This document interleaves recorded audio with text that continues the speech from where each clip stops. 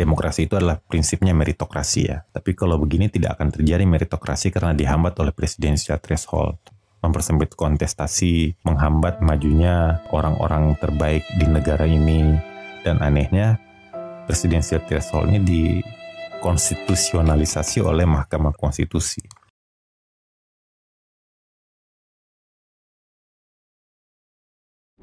Lalu bagaimana ceritanya sampai begitu banyak muncul pasangan calon? Bukankah waktu itu ada presidensial threshold?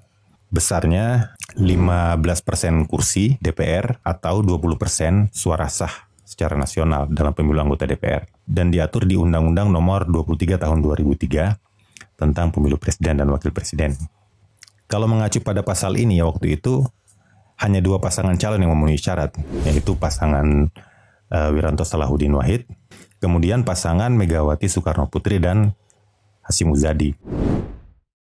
Sebenarnya di Undang-Undang Nomor 23 Tahun 2003 itu dibuat sebuah ketentuan peralihan ditempatkan di pasal 101. Bunyinya, khusus untuk pemilu presiden dan wakil presiden tahun 2004, partai politik atau gabungan partai politik yang memenuhi persyaratan perolehan suara pada pemilu anggota DPR sekurang-kurangnya 3% dari jumlah kursi atau 5% dari perolehan suara sah secara nasional hasil pemilu anggota DPR tahun 2004 dapat mengusulkan pasangan calon. Jadi presidensial threshold-nya waktu itu masih pesta diskon ya, karena baru pertama kali diterapkan. Dari 15% kursi menjadi 3% kursi, diskon 12%. Kemudian dari 20% suara menjadi 5% suara, diskon 15%. Lumayan diskonnya. Karena ringannya presidensial threshold saat itu muncul banyak calonnya dan pilpresnya lebih kompetitif.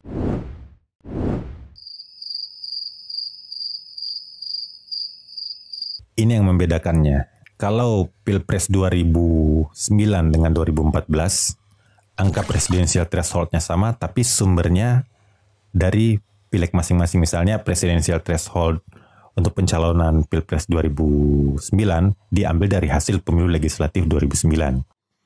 Kemudian untuk pencalonan presiden dalam Pilpres 2014 itu diambil dari hasil pemilu legislatif 2014.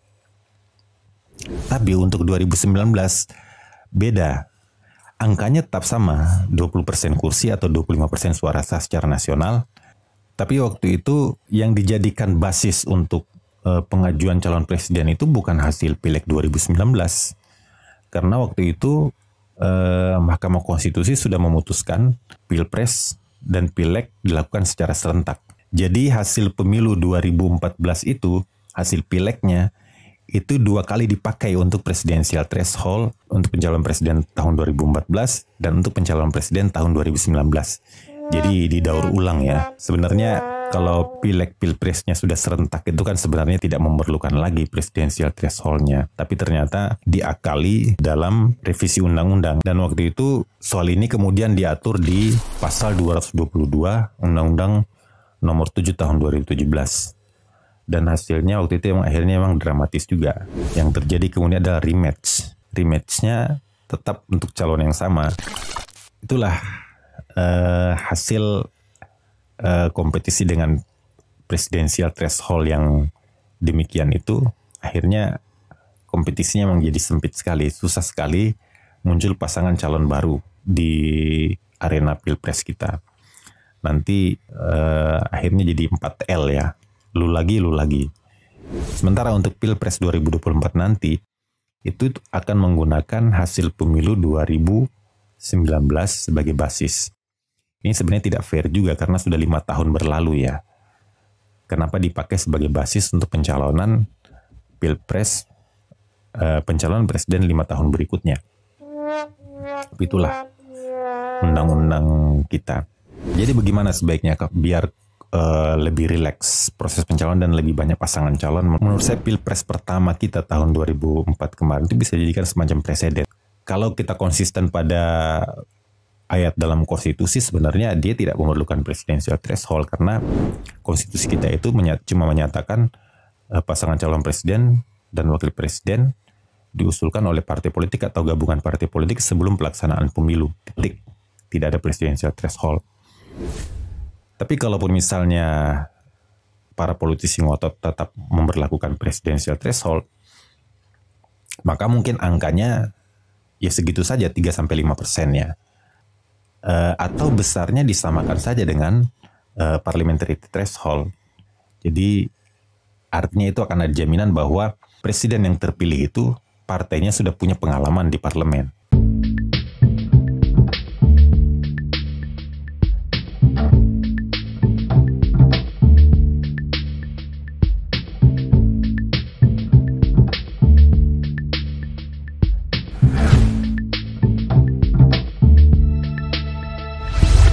Assalamualaikum warahmatullahi wabarakatuh. Selamat datang kembali di channel Pemilih Indonesia bersama saya Harun Hussein. Pada kesempatan kali ini kita akan membahas tentang presidensial threshold lagi.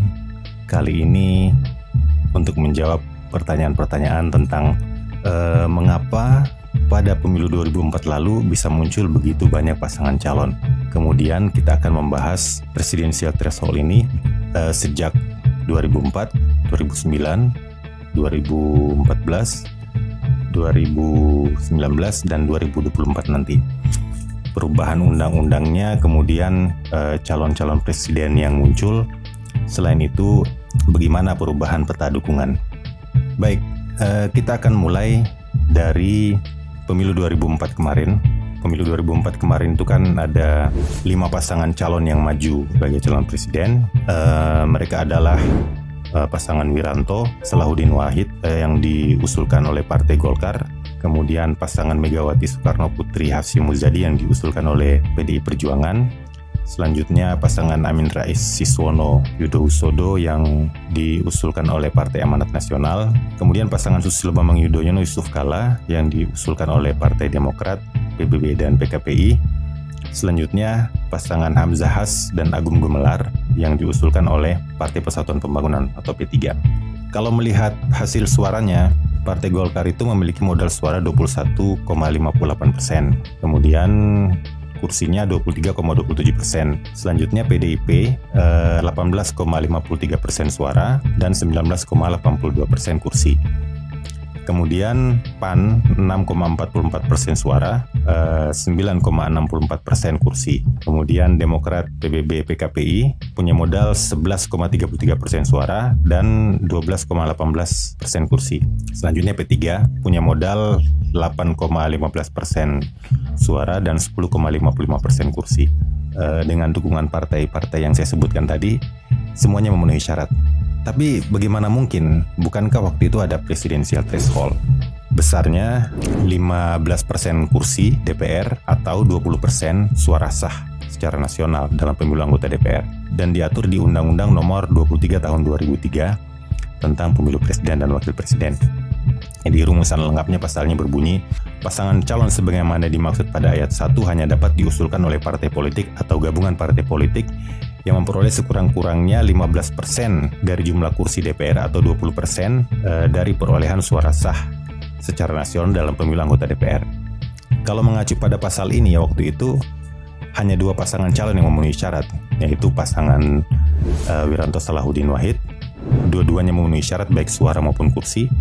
Kemudian pasangan Megawati Soekarno Putri dan Hasyim Muzadi yang diusulkan PDI Perjuangan yang suaranya 18,55, suaranya tidak memenuhi syarat tapi kursinya memenuhi syarat 19,82%. Lalu bagaimana ceritanya sampai begitu banyak muncul pasangan calon? Nah, sebenarnya di Undang-Undang Nomor 23 Tahun 2003 itu dibuat sebuah ketentuan peralihan ditempatkan di pasal 101. Bunyinya, khusus untuk pemilu presiden dan wakil presiden tahun 2004, partai politik atau gabungan partai politik yang memenuhi persyaratan perolehan suara pada pemilu anggota DPR sekurang-kurangnya 3% dari jumlah kursi atau 5% dari perolehan suara sah secara nasional hasil pemilu anggota DPR tahun 2004 dapat mengusulkan pasangan calon. Jadi presidensial threshold-nya waktu itu masih pesta diskon ya, karena baru pertama kali diterapkan. Dari 15% kursi menjadi 3% kursi, diskon 12%. Kemudian dari 20% suara menjadi 5% suara, diskon 15%. Lumayan diskonnya. Jadi mengacu pada pasal 101 itu, 5 pasangan calon ini memenuhi syarat semuanya. Baik suara maupun kursinya semuanya memenuhi syarat. Termasuk yang paling kecil dukungannya waktu itu adalah pasangan Amin Rais yang hanya memperoleh 6,44% suara. Sudah surplus 1,44% suara. Kemudian kursinya 9,64%. Jadi sudah surplus 6,64%. Sebenarnya masih ada satu pasangan calon lagi waktu itu yang maju, dan pasangan calon ini juga sebenarnya memenuhi syarat ya. Itu pasangan Ki Haji Abdurrahman Wahid Marwah Daud Ibrahim yang diusulkan oleh Partai Kebangkitan Bangsa yang suaranya 10,57% dan kursinya 9,45%. Tapi waktu itu pasangan Abdurrahman Wahid dan Marwah Daud Ibrahim ini tidak diterima pencalonannya karena alasan kesehatan. Jadi didiskualifikasi dari pencapresan. Pemilu 2004 lalu itu diikuti 24 partai politik ya, tapi hanya 16 partai yang berhasil mendapatkan kursi. Dulu parliamentary threshold belum ada ya. Jadi walaupun satu kursi juga tetap bisa masuk parlemen. Dan ada 16 partai waktu itu yang berhasil masuk parlemen, 8 partai tidak berhasil masuk parlemen. Waktu itu pemilu legislatifnya tanggal 5 April. Kemudian pilpresnya itu 5 Juli, jadi berselang berjarak 3 bulan ya. Dan kemudian untuk pilpres putaran keduanya 20 September 2004. Jadi suara dukungan yang dijadikan modal untuk mencalonkan presiden waktu itu adalah suara hasil pemilihan anggota DPR tanggal 5 April. Itu dipakai kemudian untuk pencapresan tanggal 5 Juli. Kalau kita lihat dari 5 pasangan calon ini hanya satu pasangan calon yang berkoalisi. Yang lainnya itu diusulkan oleh partai tunggal ya. Misalnya Wiranto Salahuddin hanya diusulkan oleh Partai Golkar, kemudian Megawati Hasyim Muzadi hanya diusulkan oleh PDIP, Amin Siswono hanya diusulkan oleh PAN, Hamzah Agung Gumelar hanya diusulkan oleh P3, sedangkan SBY Yusuf Kala waktu itu diusulkan oleh koalisi 3 partai. Jadi koalisi pertama dalam pemilu presiden di Indonesia itu dalam pendaftaran calon presiden dimulai oleh Pak SBY waktu itu yang berpasangan dengan Yusuf Kala. Kemudian partai-partai lain itu sendiri. Jadi dalam pencalonan presiden ini ada istilah yang sudah lazim juga di Indonesia, yaitu partai pengusung dan partai pendukung. Jadi partai pengusung ini adalah partai yang mendaftarkan calon itu ke Komisi Pemilihan Umum, sedangkan partai pendukung itu bergabung belakangan atau bergabung tapi tidak ikut dalam proses pendaftaran. Kalau kita lihat dulu kan berbagai informasi itu kan Amin Rais didukung oleh 8 partai ya. Selain PAN ada PKS, PNI, Marhaeni Sukmawati, Soekarno Putri, kemudian Partai Buruh Sosial Demokratnya Mohtar Pakpahan, Partai Serikat Indonesianya Raharjo Cakraningrat, Partai Penegak Demokrasi Indonesia Dimi Hartono, kemudian Partai Bintang Reformasinya Zainuddin MZ, dan PNBK-nya Eros Jarot. Tapi 7 partai lainnya itu masuk kategori partai pendukung karena tidak ikut mendaftarkan. Amin Rais mendaftarkan diri ke KPU itu tanggal 11 Mei 2004, sebulan setelah pemilu legislatif. Sedangkan PKS itu memberikan dukungan resminya kepada pasangan Amin Rais Siswono Yudhoyono itu pada tanggal 30 Juni. Dan waktu itu dibacakan oleh Pak Hidayat Nur Wahid di DPP PKS di Mampang ya. Begitupun dengan PDIP waktu itu mendaftarkan Megawati Soekarno Putri Hasyim Muzadi itu waktu itu tanggal 12 Mei 2004. Kemudian mendapatkan dukungan seminggu kemudian dari Partai Damai Sejahtera, PDS, menjadi partai pendukung pasangan Mega Hasyim, sedangkan partai pengusungnya adalah PDI Perjuangan. Begitupun dengan partai-partai lainnya. Misalnya pasangan Wiranto Salahuddin Wahid waktu itu didukung oleh PPDK-nya Pak Aryas Rashid, Partai Patriotnya Pak Yakto Suri Sumarno, dan PNU. Satu-satunya partai yang tidak berkoalisi, yang tidak punya partai pendukung di luar partai pengusung itu ya pasangan Hamzah Agung Gumelar, yang lainnya.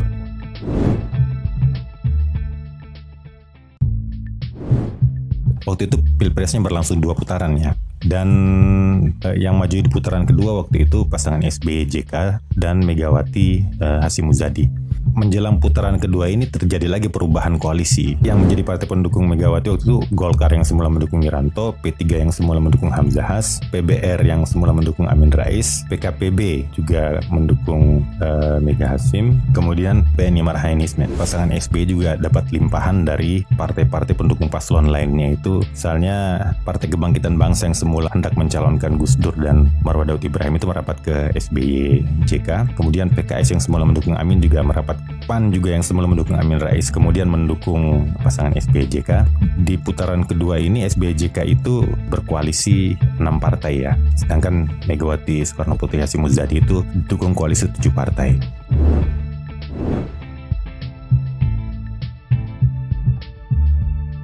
Tapi koalisi di putaran kedua ini pun sebenarnya belum cukup suaranya untuk menjamin pemerintahan SBY menjadi pemerintahan yang mayoritas dukungan di parlemen ya. Jumlah kursinya 39,45%.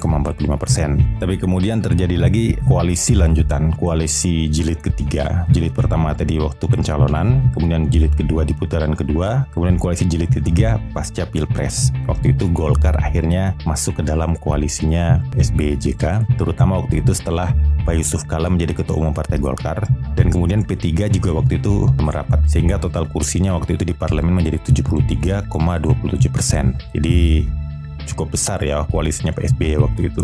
Itu cerita bagaimana presidensial threshold saat itu dibuat terendah dan akhirnya bisa memunculkan banyak pasangan calon. Kalau dulu presidensial threshold-nya diterapkan 15% kursi atau 20% suara sah secara nasional, mungkin kita tidak akan pernah kenal presiden yang namanya SBY waktu itu, karena waktu itu hanya 2 pasangan saja yang memenuhi syarat. Dan presidensial threshold di pasal 5 ayat 4 Undang-Undang nomor 23 tahun 2003 tentang Pilpres itu tidak pernah diterapkan lagi setelah itu.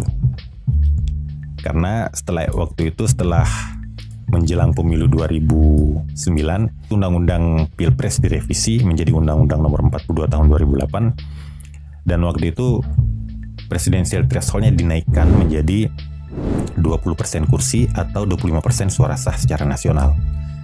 Itu diatur di pasal 9 Undang-Undang nomor 42 tahun 2008 tentang Pilpres. Dan angka ini sampai sekarang bertahan. Pada Pilpres 2009 itu karena presidensial threshold-nya sudah berat, 20% kursi atau 25% suara sah secara nasional, jumlah calon presiden waktu itu yang bisa muncul hanya 3 pasangan calon. Incumbent SBY yang waktu itu berpasangan dengan Budiono ini diusung oleh 5 partai, Demokrat, PAN, PKS, P3 dan PKB. Modal suaranya 45%. Kemudian modal kursinya 56,61%, jadi sudah memenuhi syarat ya. Kemudian Megawati waktu itu berpasangan dengan Prabowo Subianto, diusulkan oleh 2 partai yaitu PDIP dan Gerindra. Jumlah suaranya waktu itu 18,47%, tidak memenuhi syarat ya kalau maju dengan suara sah, karena masih kurang sekitar 6% sekian. Sedangkan untuk kursinya 21,43%, jadi memenuhi syarat untuk pencalonannya melalui jumlah kursi. Kemudian waktu itu Yusuf Kalla, wakil presidennya SBY sebelumnya, maju berpasangan dengan Wiranto, didukung oleh Partai Golkar dan Partai Hanura. Jadi 3 pasangan calon ini waktu itu sudah berkoalisi. Jadi karena tingginya presidensial threshold Pilpres 2009 ini, pasangan-pasangan lain sudah tidak bisa maju ya. Amin Rais misalnya sudah tidak bisa nyalon karena waktu itu PAN suaranya hanya 6% atau 8% kursi ya. Jadi sudah tidak mungkin mencalonkan diri, dan memang waktu itu kompetisi menjadi semakin sempit. Pilpres 2009 ini waktu itu berlangsung 1 putaran saja. Waktu itu memang SBY lagi on fire ya. Partai Demokrat yang adalah partai baru itu tiba-tiba melejit ke atas secara mengejutkan juga, menjadi pemenang pemilu, mengalahkan Partai Golkar dan PDI Perjuangan. Sedangkan di Pilpres SBY juga berhasil menang 1 putaran. Sebenarnya dengan koalisi partainya itu SBY Budiono itu sudah cukup aman di parlemen ya. Kursinya waktu itu mencapai 56,61%. Tapi setelah pemilu waktu itu SBY kembali mengajak Partai Golkar masuk ke dalam koalisi, dan waktu itu koalisinya menjadi super majority. Jumlah kursinya di DPR waktu itu 75,54%. Sangat besar ya. tapi nanti dikalahkan oleh koalisinya Pak Jokowi. Nah, begitulah Pilpres 2009 itu dengan presidensial threshold 20% kursi atau 25% suara sah hanya diikuti 3 pasangan calon. Dan kemudian pada Pilpres 2014 dengan presidensial threshold yang sama, waktu itu undang-undangnya juga tetap Undang-Undang Nomor 42 tahun 2008 dengan presidensial threshold 20% kursi atau 25% suara sah secara nasional. Dan kompetisinya memang sudah semakin sempit, susah sekali partai-partai mengajukan calon ya. Jadi waktu itu hanya 2 pasangan calon yang berhasil maju ke dalam kontestasi Pilpres ya. Itu pasangan Prabowo Subianto Hatta Rajasa didaftarkan atau diusulkan atau dicalonkan oleh Koalisi Merah Putih. Koalisi Merah Putih itu Gerindra, PAN, Golkar, PKS, P3 dan PBB. Jumlah suaranya waktu itu hasil pemilu 2014 48,91% suara atau 51,96% kursi. Jadi sudah dua-duanya memenuhi syarat ya.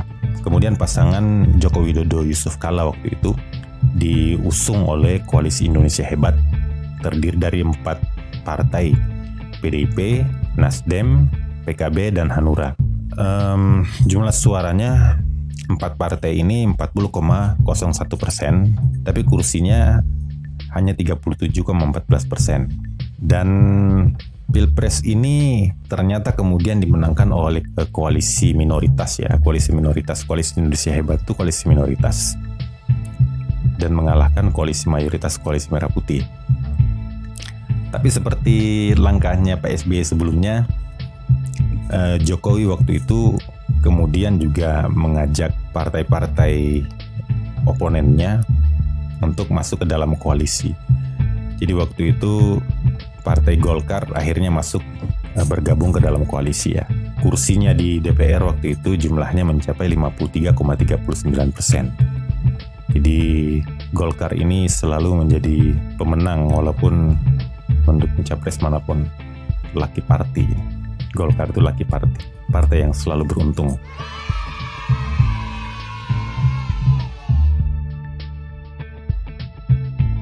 Ini yang membedakannya.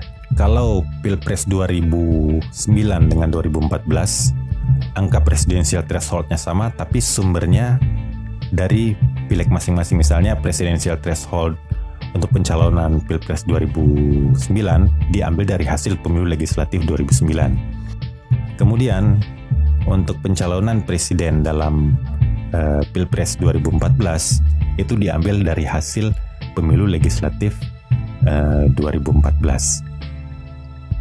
Tapi untuk 2019 beda.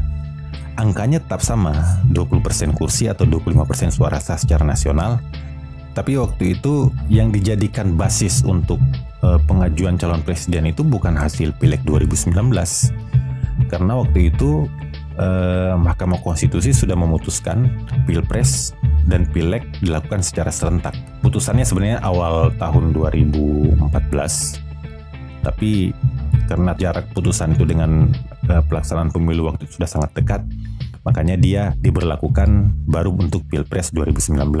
Jadi hasil pemilu 2014 itu, hasil pilegnya itu 2 kali dipakai untuk presidensial threshold untuk pencalonan presiden tahun 2014 dan untuk pencalonan presiden tahun 2019.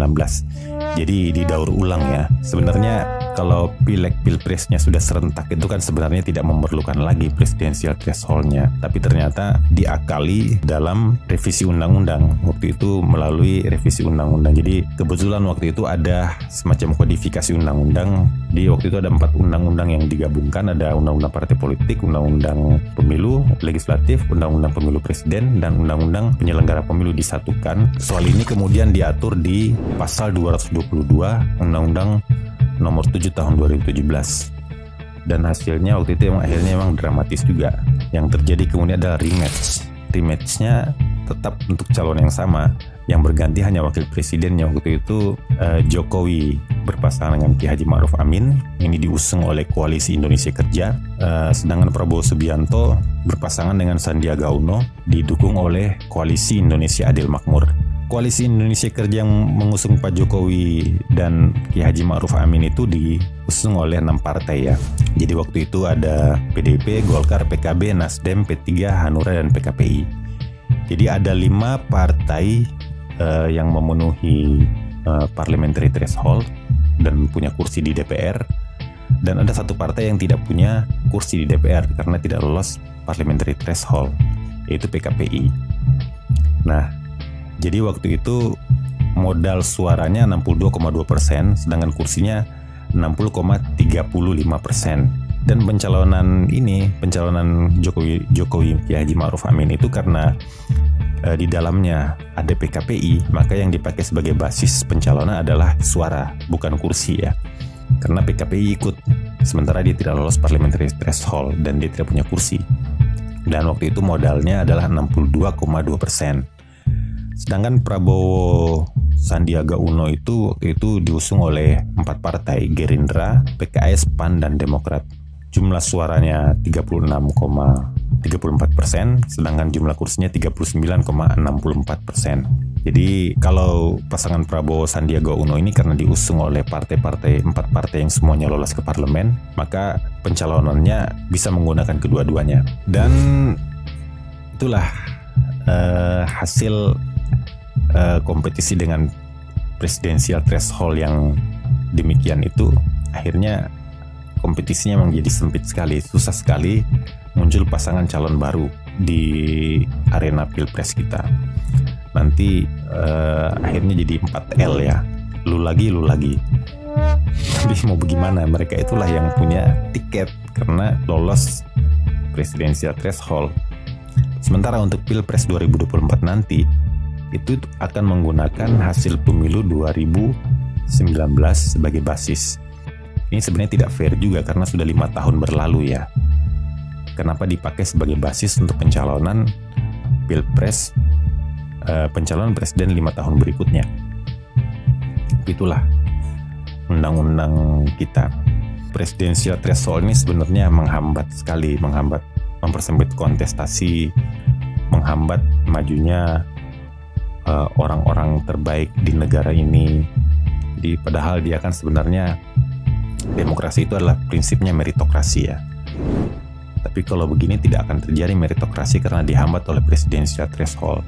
Dan anehnya presidensial threshold ini dikonstitusionalisasi oleh Mahkamah Konstitusi. Jadi bagaimana sebaiknya biar lebih rileks proses pencalonan dan lebih banyak pasangan calon? Menurut saya pilpres pertama kita tahun 2004 kemarin itu bisa dijadikan semacam presiden. Artinya presidensial thresholdnya besarnya seperti itu saja, mungkin sekitar 3-5% ya presidensial thresholdnya. Kalaupun mau dipakai, kalau kita konsisten pada ayat dalam konstitusi, sebenarnya dia tidak memerlukan presidensial threshold karena konstitusi kita itu cuma menyatakan pasangan calon presiden dan wakil presiden diusulkan oleh partai politik atau gabungan partai politik sebelum pelaksanaan pemilu. Titik. Tidak ada presidensial threshold. Tapi kalaupun misalnya para politisi ngotot tetap memberlakukan presidensial threshold, maka mungkin angkanya ya segitu saja, 3-5% ya. Atau besarnya disamakan saja dengan parliamentary threshold.